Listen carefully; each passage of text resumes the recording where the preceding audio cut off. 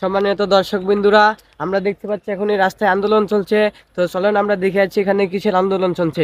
আমাদের সাথে থাকেন আপনারা। আপনারা কিসের দাবি নিয়ে রাস্তায় নেমেছেন সেটা যদি আমাদের দর্শকরা একটু জানাইতেন আর কি। আমরা আজকে আন্দোলনে নামছি এই জন্য, দেখেন এই একটা বাচ্চা, এই আমাদের পাড়ায় গ্রামে আমরা তিনজন ইমাম সাহেব আছি, কিন্তু ওর আব্বু ওর মুসলমানি করাইছে, কিন্তু আমাদেরকে দাওয়াত দেয় নাই। দেয় নাই, আমরা দাওয়াত পাই নাই। এই জন্য আমরা জোর দাবি জানাচ্ছি ওর বাবার কাছে, আবার ওকে মুসলমানি করাতে হবে এবং আমাদেরকে দাওয়াত দিতে হবে। আমরা যতক্ষণ পর্যন্ত দাওয়াত দিবে না ততক্ষণ পর্যন্ত আমরা রাস্তা ছাড়ছি।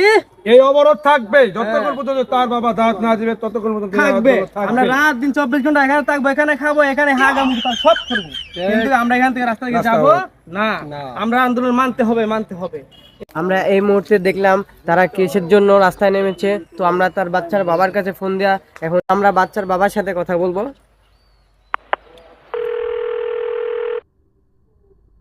হ্যালো, হুজুর, বাচ্চার বাবার সাথে কথা বলবো। আসসালামু আলাইকুম। ওয়ালাইকুম আমি আসসালাম। লাইভে সব দেখতেছি। আমি আপনাদের এখানে পুলিশ পাঠিয়ে সুব্যবস্থা নিতেছি। রাখেন, আপনাদের মুসলমান আগে হবে। এখানে নাই, ছাড়েন।